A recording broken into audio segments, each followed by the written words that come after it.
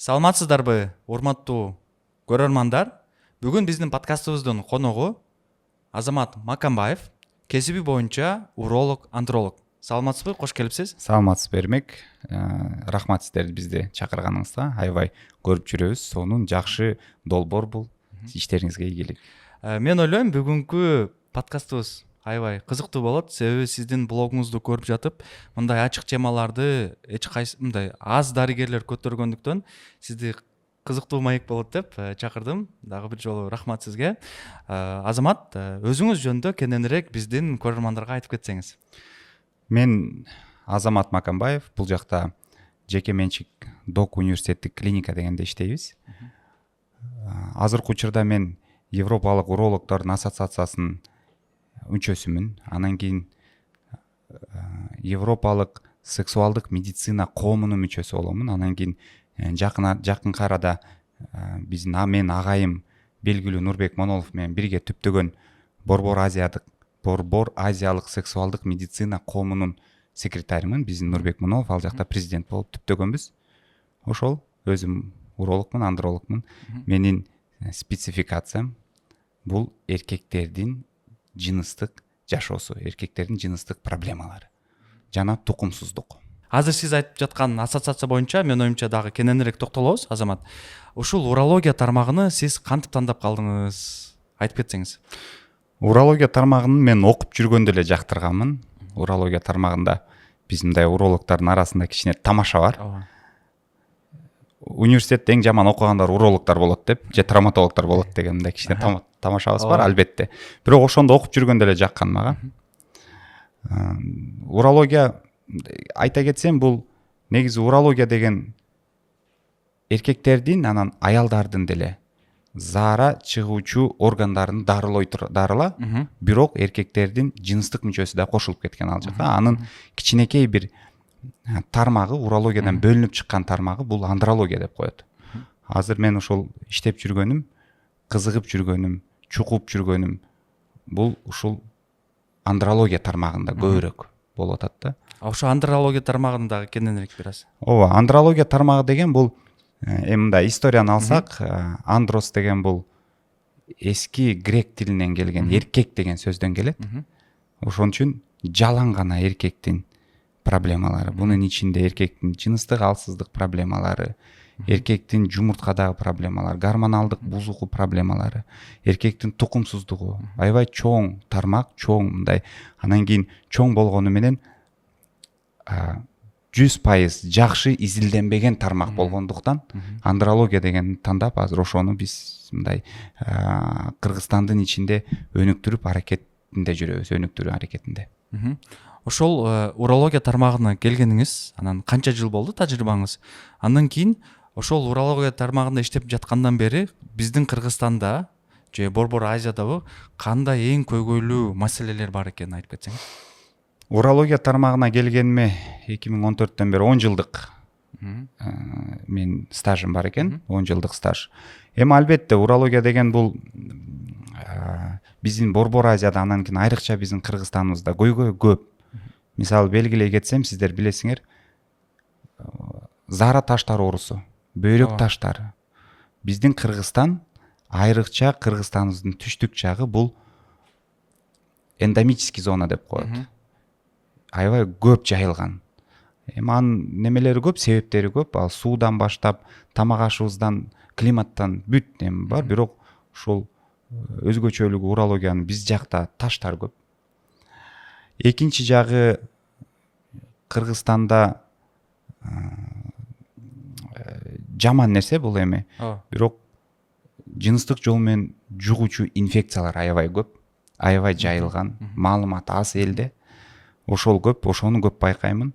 Анан кийин урология, сексуалдык проблема, жыныстык алсыздык деген биздин Кыргызстанда эркектер үчүн бир табу, бир мындай запрет, кандай сүйлөнбөй турган тема болгондуктан ошол деле аябай чоң проблема. Уят болгондуктан ошол деле аябай бизде чоң проблема. Болбосо мындан бир эч уяла турган нерсе жок. Буну айтыш керек. Ушул 3 теманы айтып кеттиңиз да, ар бирөөсүнө кененирээк токтололу, Азамат. Биринчиси ошол бөйрөктөрдө таштардын пайда болуусу. мага азыр дагы жаңылык болуп жатат. Түштүк регионунда тескерисинче түндүккө караганда суу тазараак эмеспи? Эмне үчүн андай болуп жатат? Айтуу кыйын. Айтып коеюн. Мисалы бөйрөк таштардын азыркы учурда бир пайда болушунун 300-400дөн ашык себеби бар да. Бул бир гана суу эмес. Бул климат болушу мүмкүн. Биз жеген тамак ашыбыз болушу мүмкүн. Жашаган жашоо шартыбыз болушу мүмкүн. Бирок орточо алганда албетте түштүк жакта, Баткен, Ош, Жалал Абад жакта бул жакка караганда, мисалы биздин өлкөбүздүн түндүк жагына караганда таш көбүрөөк кездешет. Бөйрөк таштары көбүрөөк. Анан кийин жөнөкөй бөйрөк таштар эмес, жанагы маржан таш деп коет же коралловидный камень деп коет. Бөйрөктүн ичинде каптап калган таштар көп кездешет. Одиночный бирден келбейт ал таштар. Көбүнчө чогулуп бөйрөктүн ичини бүт толтуруп келген таштар көп болот. Биздин өлкөдө ошондой.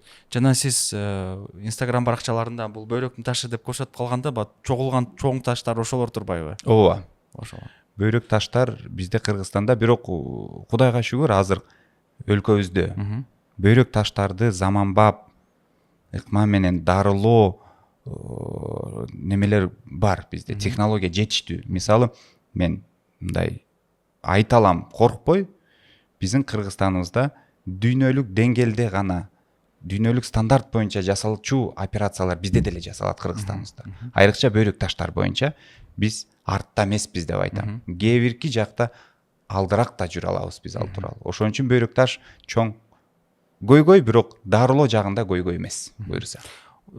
Сизди кесиптешиңиз катары жана баягы Instagram баракчалары башка тарапта мындай байкоочу катары дагы мен бул нерсени далилдеп кетем, себеби менин коллегаларым дагы сиздер менен биргеликте иштешет.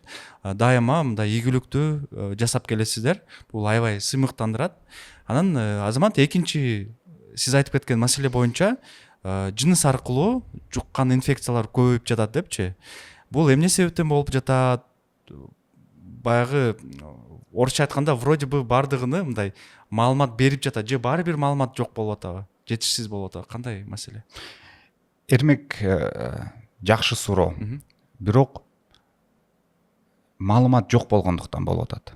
Өзгөчө ошо. Өзгөчө маалымат жок болгон. Мындай да, сексуалдык тарбия деген биз бул уят эмес да. Бул кечиресиздер, кантип жыныстык жашоону кандай кылышың керек, же жыныстык жашоо кандай, же ушу жыныстык мамилени кандай кылыш керек деген нерсе эмес. Бир гана ал эмес. Сексуалдык тарбия деген бул эң негизгиси сексуалдык коопсуздук. Биз өзүбүздү сактай ала тургандай болушубуз керек да, сексуалдык жол. Мисалы өзүңүздөр билесиздер, педофилия көбөйүп атат. Ооба. Жанагы зордук, зомбулук, андайлар аябай көп. Бунун эң чоң көйгөйү бул маалымат жок. Биз үйрөтпөйбүз, биз өз балдарыбызды үйрөтпөйбүз. Айта албайбыз. Анткени билесиздер, биздин менталитетке жараша бул бир уят сөз, сен айтпашың керек. Мисалы мектептерде, жакшы өнүккөн мамлекеттерде мектептерден баштайт ал нерсени, үйрөтөт, кичинекей балдардан баштап. Чоңоюп калганда ал пайдасы жок. Кичинекейден үйрөтүш керек дейм да, маалымат. Бирөө көчөдө бир өп коеюнчу, бир кармап коеюнчу деген нерсе биздикилер балдарыбыз коркуп айта албай эч кимге. Туура айтасыз. Же ата-энесине айта албайт, же башкасына айта албайт. Мисалы ата-энесинен башка кичинекей кызды, кичинекей баланы эч ким өпкөнгө, кучактанга негизи акысы жок да. А кыздарыбызга айрыкча, кыздарыбыз бир аз чоңоюп калгандан кийин атасы деле өп атканда сурап өбүш керек да, негизичи. Кызым бир өп коюнчу сен деп. Макулсуңбу деп. Макулсуңбу деп. Анткени бул коопсуздук. Бул өзүбүздү ошентип балдарыбызга антип сексуалдык, жыныстык коопсуздукту үйрөтпөсөк, башка эч ким үйрөтпөйт да. Ошондой эле жыныстык коопсуздук деген бул инфекциялар. Анткени маалымат жок. Презерватив эмне деген, жыныстык жол менен жугуучу инфекциялар эмне деген, биринчи катнаш деген эмне, катнашка барганда кандай гигиена сакташ керек деген эч кандай маалымат жок биздин элибизде.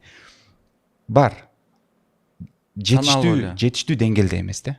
Саналуу эле адамдар ал жөнүндө айтышат. Жетиштүү деңгээлде эмес, бирок ал биздин түздөн түз милдетибиз. Балдарыбызга айтканга, керек болсо мектептерде айтканга, урматтуу жаштар, ооба мына чоңоюп келатасыңар, сиздер жакында аталуу апалуу болосуңар, анан кийин мындай деген инфекциялар бар. Ал инфекциялардын кийин кандай коркунучу бар? Инфекциялар тукумсуз болгонго коркунуч бар. Инфекциялардын сезгенүү, воспаление болосуңар, же төрөгөндө кыйналып төрөйсүңөр, же инфекция менен боюнда бүтүп калды, майып, мына өзүңүздөр көрөсүздөр, сиз да доктурсуз, майып балдар көп төрөлөт. Алардын себеби деле эң көбүнчө инфекциялар да. Майып балдар төрөлөт, жанагы же бала өрчөбөй калып, эненин ичинде жанагы замерший плод деп коет. Ошонун себептери көбүнчө инфекциялар да. Ошон үчүн биздин элибизге, жаштарга айрыкча жеткизүү. Эми сексти токтотуп коюу дегенге акыбыз жок да. Баарыбыз бир күн ал нерсеге барат. Бирок ошону туура кылууну үйрөтүш керек да. Ошону туура кылып, зыян келтирбей. Туурабы, бул секстен биз секс өзү эмне үчүн жаралган? Бул репродукция, баланы көбөйтүү үчүн, анан кийин рахат алуу үчүн. Адамдын бир функциясы бул.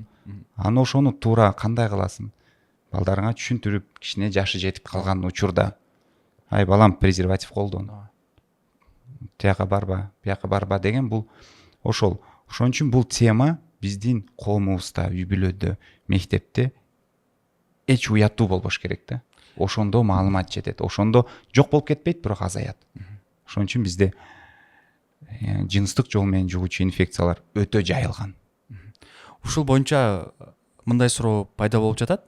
Мен 1-2 жолу байкадым эле, жыныстык тарбия тууралуу сабак киргизели деселе, бул биз мындай мусулман мамлекетпиз, же дагы башка бир канча себептерди айтып, бул нерсени жаап салганда, сиздин оюңузча ошол жыныстык тарбияны кайсыл жаштан баштап айтып башташ керек?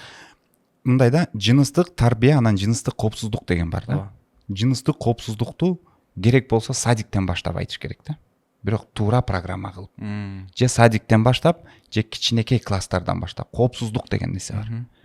Анын ичинде бир программа, мисалы, Европалык өлкөлөрдө көп, Японияда мен билишим боюнча, мисалы өнүккөн өлкөлөрдө бул нерсени ал жакта кичинекей жаш балага дагы бир жолу кайталап кетейин. Сен о жыныстык жашоону барышты үйрөтпөйт. Ал жакта өзүңдү сакташты үйрөтөт. Кантип жуунуш керек, тазаланыш керек, элементардуу. Гигиена. Көчөдөн бирөө, мен сага бир конфет алып берем, машинеге отур дегендер бизде толтура. Билесиздер. Өзүңүздөр мына исламдан дагы алсак, каяктан албасак деле, эркек баланын 5 жаштан кийин апасы жуунтпасын дейт. Өзүңүз билесиз. Атасы жуунсун дейт. Кыз баланын 2 жаштан кийин атасы керек болсо ич кийимин, памперсин алмаштырбасын дейт. Мисалы Японияда ошондой, Кореяда өлкөлөрүндө ошондой да. Анткени ал жакта бул туура нерсе. Ошон үчүн ал жакта зордук, зомбулук деле өтө кичинекей, аз даражада. Анткени ар бир өзүнүн коопсуздугун билет. Мени бирөө менин каалоомсуз кармаганга, мен өпкөнгө биякта эле калсын, кармаганга акысы жок деген нерсе бар. Бул аябай туура нерсе. Кичинекейинен үйрөтүш керек. Жыныстык коопсуздук ошонун ичинде эле бир аз чоңураак класс болуп калганда, жана пубертат деп коет. Мындай 14, 13, 15 жаштагы балдарга, кыздарга коопсуздукту бир аз башкача үйрөтүп башташ керек. Ошо жана алдын айткандай инфекциялар тууралуу түшүндүрүш керек. Бул эмне деген? Последствия. Кандай сактаныш керек? Мындай, биз эгерде ден соолуктуу муун кааласак, ден соолуктуу тукум кааласак бизден кийин, анда бул программаны киргизмейин биз андай ала албайбыз. Азыр ошол ата эне жуунтурбаш керек деген бир сөз айтып кеттиңиз да. Демек, Кыргызстанда баягы туугандар инцест деп айтат да, ачыгы эле. Ошолордун көбөйүп жатканындагы бул ошол личный границаларын сактаган негизинде болуп чыгат. Албетте. То есть атасы же байкеси же тагасы келип аны менен жыныстык катнашка барганы, ал кыз бул нормалдуу эле нерсе окшойт деген сөздүн негизинде келип чыгат. Албетте, ошон үчүн маалымат жок болгондо, мисалы эми бул эми социальный фактордон аябай чоң билесиздер, биздин жанагы жарандар көп, миграцияда жүргөндөр балдарыны сайнет тайтасына тыштап кетет, тияк бияка тыштап кетет. Эми бул жаман, бул албетте, бирок маалымат жок да. Мектептен айтпаса, эчтеке болбойт, жүр деп. Эми андайларды аябай, мисалы менин баракчама көп жазышат. Аябай көп жазышат. Мен аларды окуп алып туруп ушундай таң калганмын. Кыздар жазышат, чоңоюп калган кыздар жазышат. Мен кичинекейимде айылда мен тайкем кармачу, мен байкем кармачу мени эч кимге айтпа деп. Анан кийин жаныма келип жатып алат эле. Анан кийин өзүнүн мүчөсүн чыгарып карматкызып коет эле. Мага аябай көп келет андай немелер.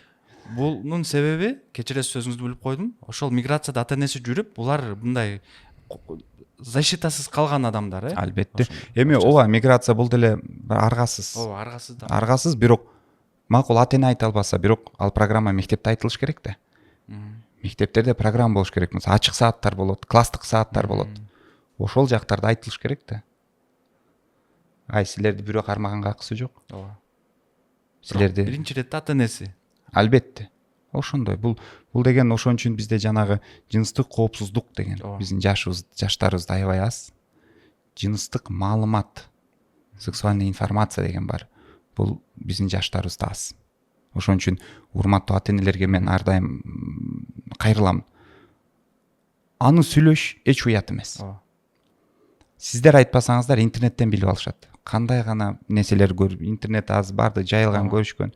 Ошон үчүн түшүндүрүү керек. Аны баягы орусча айтканда запрет кылсаңыз деле кылбасаңыз деле каалаган адам, окуучу деле аз таап алат аны. Ошон үчүн ооба туура айтасыз. Ошон үчүн жыныстык коопсуздук деген бул аябай көйгөйлүү маселе аз биздин мамлекетибизде.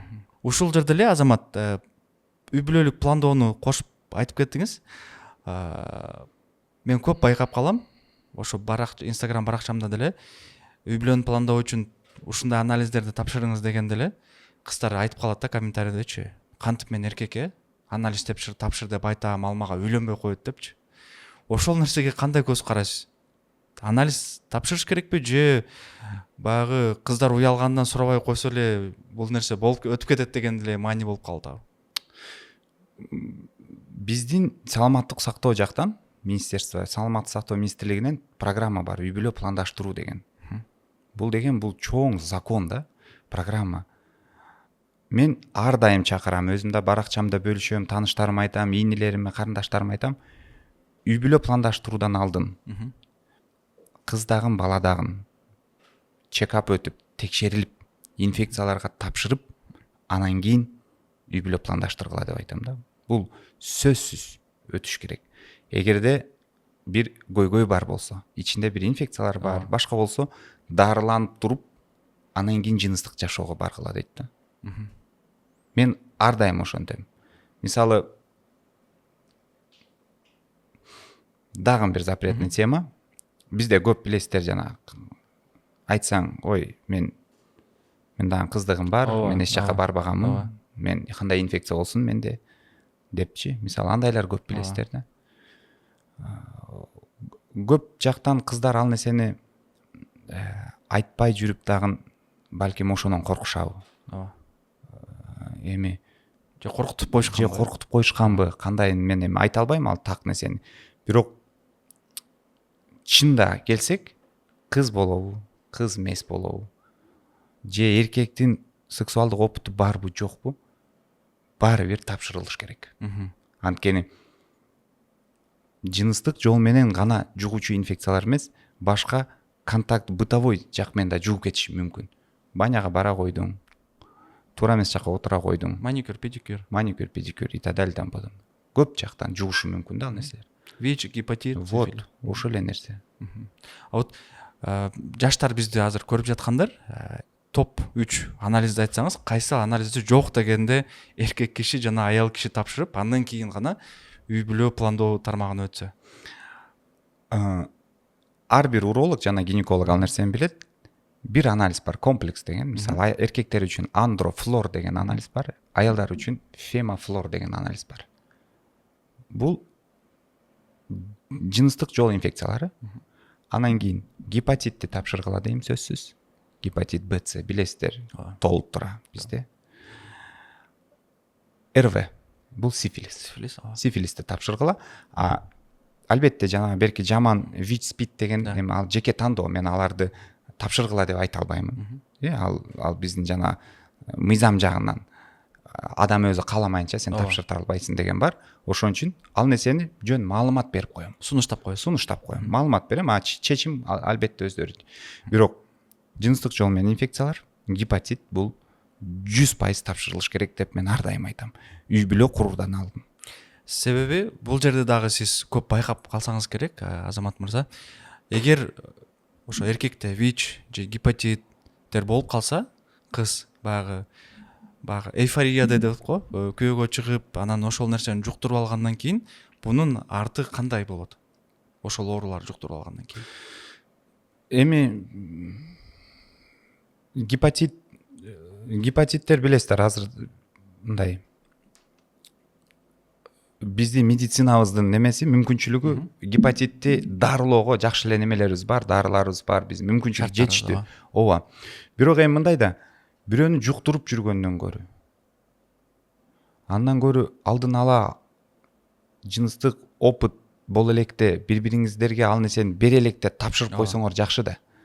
Бул деген эми экономикалык жактан жакшы, моралдык жактан жакшы. Экөөнү дарылагандан көрү бирөөнү дарылап туруп, албетте гепатит бул жанагы смертельный оору эмес, буну дарыласа болот. Ошол эле сифилисти дарыласа болот, ошол эле жыныстык жол менен жугуучу инфекцияларды дарыласа болот. Ошон үчүн албетте сүйүү бар болсо, үй бүлө куруу деген ниеттер бар болсо, инфекцияларга карабагыла. Бар, бирок дарылап туруп, анан кийин пландаштыргыла. Үй бүлө пландаштыруу деген бул бир гана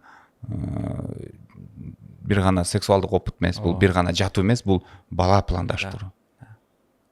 Ошон үчүн осознанно жоопкерчиликтүү подход. Албетте.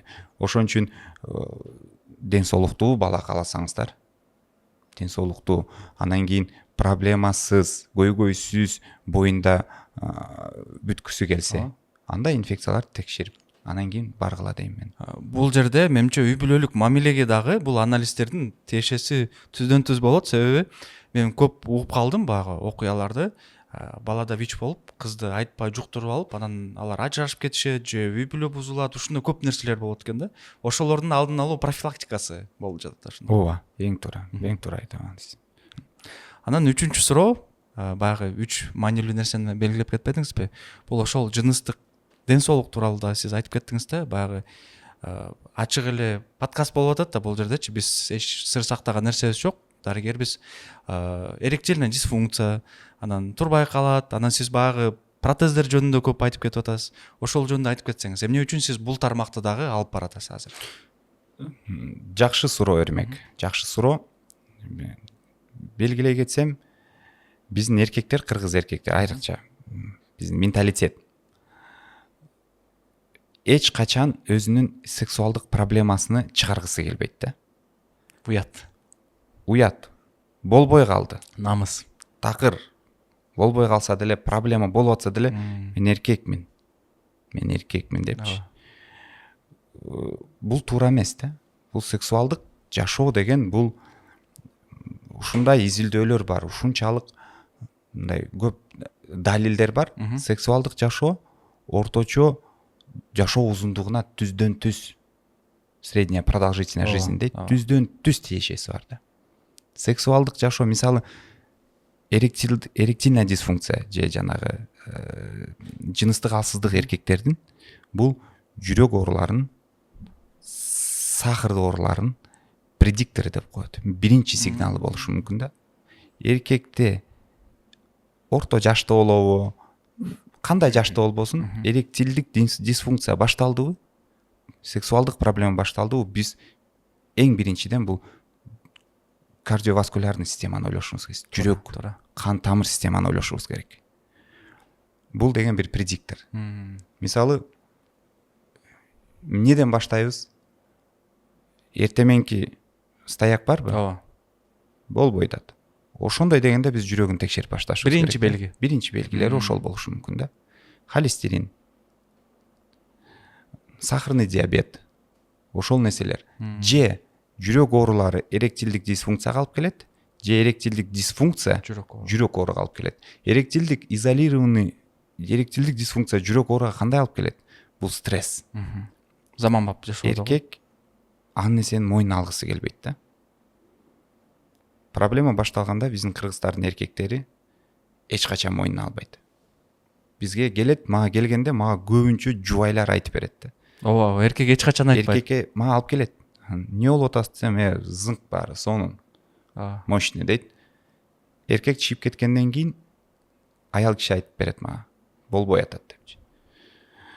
Сексуалдык жашоо жок эркектерде стресс башталат. Стресс жүрөк ооруларына алып келет, сахарга алып келет, жана инфаркт, инсульт, кандай башка.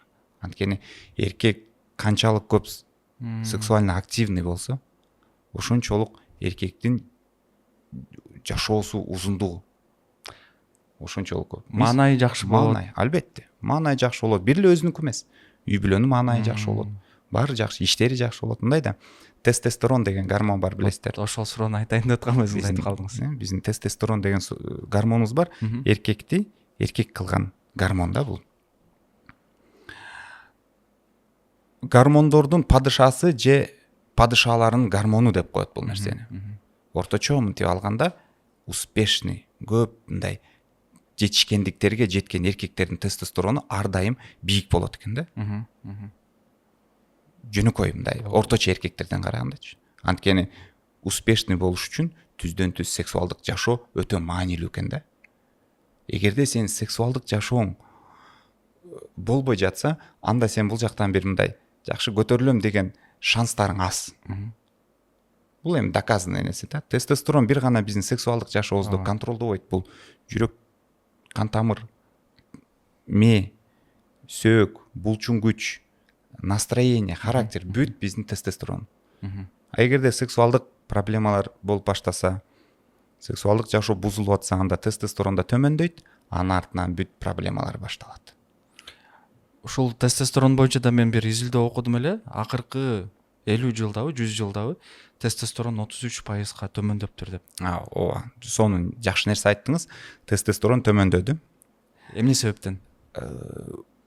Эң чоң бир көйгөй бул неподвижный же малоподвижный, аз кыймылдоо. Аз кыймылдоо. Анткени тестостерон канчалык бизде булчуң көп болсо, мышца көп болсо, ошончолук тестостерон жакшы болот да. Тестостерон төмөндөштүн эң биринчи признактары бул биздин жашоо сапатыбыз. Аз кыймылдоо, ожирение, көп май басат, жүрөк оорулары, жана сидячий образ жизни деп коет. Отурабыз, кыймылдабайбыз, иш кылбайбыз. Анан кийин стресс жашоо. Стресстен же чыгышты билбейбиз. Кантип чыгабыз стресстен деп отурат эркектер. Стресс болсо. Жалкоолуктун дагы бир немен. Албетте. Ошон үчүн канчалык көп кыймыл аракет барбы, ошончолук тестостеронуңуз жакшы кармалат. Бизде мен бир эжекем бар, уролог, доцент. Ошол бир жакшы айткан сөзү бар да. Эркектин ичини кармаганда дейт, майыны кармаганда, мындай чекесин кармагандай болуш керек дейт да. Чекесинде мисалы канчалык май болсо, эркектин ичинде да ушунча май болуш керек деген бир жакшы сөз бар. Аябай сонун айткан турбайбы? Ооба. Бизде мисалы эркектерге май бастыбы, мындай да, майда женский гормон көп, билесиз, эстрадиол деген. Ооба. Эркекте канчалык май көбөйсө, ошончолук женский гормон көбөйөт. Эстрадиол көбөйөт, биздин тестостерон төмөндөтө баштайт.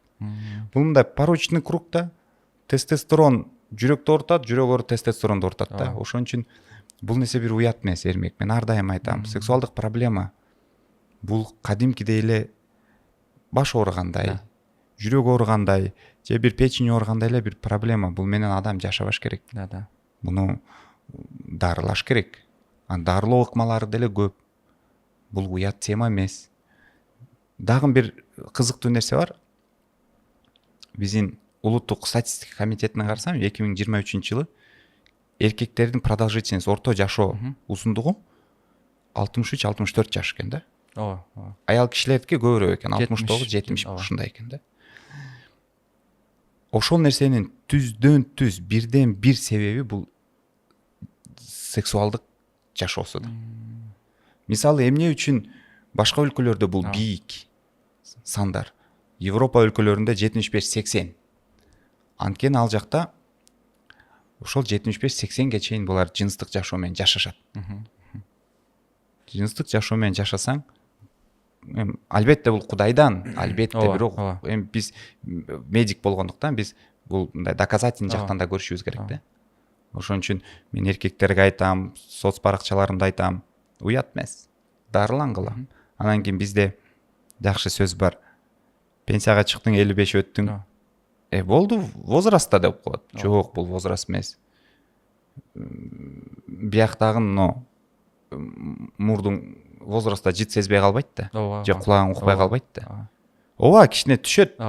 Көздүн функциясы түшөт. Колуң иштейт го. Ошондой эле бул жакта эле ошондой эле орган. Бул жакта иштеп туруш керек.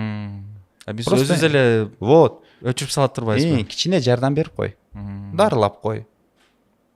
Ошонун баарын сиз кыласыз? Жасайбыз, албетте. Дарылоо ыкмалары көп. Мисалы, дарыдан баштап. Биринчи дарылоо, гормоналдык бар, башка методдор бар, ар кандай физиотерапия бар. Анан кийин жөн эле дарылоо эмес, анан биз түшүндүрүп беребиз. Весиңди түшүр, сахарыңды оңдо, давленияңды түшүр, туура тамактан, мындай айтып беребиз. Албетте, мисалы, протез дегендер бар, билесиздер, протезирование полового члена деп коет, фалопротезирование дейт. Такыр турбай калган учурлар болот. Эч кайсы дары, дармек жардам бербейт. Эң көп бул сахарный диабетте болот, анткени сахарный диабет, сиз билесиз, доктурсуз кан тамырларыбызды өлтүрөт. Ошондой эле ички кан тамырлары өлүп калат, болбой калганда турбай калат. А туруштун биринчи эң чоң фактору бул жакшы, таза кан тамыр керек. Анан кийин биз кантип жардам беребиз? Биздин жардамыбыз бул протез. Бул азыркы заманбап жашоодо баары колдонот. Өнүккөн өлкөлөрдө баардыгы колдонот. Эми көп өлкөлөрдө бул страховка жагынан жабылып кетет, бизде андай жок, албетте. Бирок эмне үчүн? Почему нет дегендей. Аны сиз да коесуз? Биз да коебуз, ооба, биз протез менен коебуз. Протездин түрлөрү бар. Бир компоненттүү протез деген бар, 3 компоненттүү, мындай более жаңыраак сонун протездер бар. Коебуз. Анан кийин дагы көп сурашат, ой, протез койгондон кийин мен кандай сезем, кандай? Кадимкидей эле сезет эрмек. Сезим калат. Кадимкидей эякуляция бар, кадимкидей бүтөт. Кадимкидей чыгат суулук. Бүт болот. Болгону вспомогательный кишине биз турганга жардам беребиз. Азамат мырза, азыр мен ойлойм, биз чоң 3 көйгөйлүү теманы алдык. Аны биз бир күн сүйлөшсөк деле бүтө турган эмеспиз. Бирок тилекке каршы биздин подкастыбыз убактысы аягына чыгып калгандан кийин коштошууга мажбурбуз. Эгер биздин көрөрмандар биздин подкастыбызды колдой издесе, анда сөзсүз түрдө бул подкасттын уландысы чыгат. Албетте. Мен ойлойм, сиз келип бересиз деп ниеттенем. Келип беребиз. Анда биздин көрөрмандарга акыркы каалоо тилектериңизди айтып кетсеңиз, анан катташалы. Каалоо тилек биздин көрөрмандарга оорубаңыздар. Эң биринчиден өзүңүздөрдү жакшы караңыздар, анан көп кыймылдаңыздар. Жанагы канчалык көп кыймылдасаңар, ошончолук ден соолугуңар бир гана жыныстык жак эмес, калган башка ден соолугуңар дагы чын болот. Рахмат сага, Эрмек. Чоң рахмат. Урматтуу көрөрмандар, бүгүн биздин подкастыбыздын коногу Азамат Макамбаев болду. Кесиби боюнча уролог, андролог. Бул подкаст сиздерге жаккан болсо, лайк жана комментарий калтырганды унутпаңыздар. Көрүшкөнчө.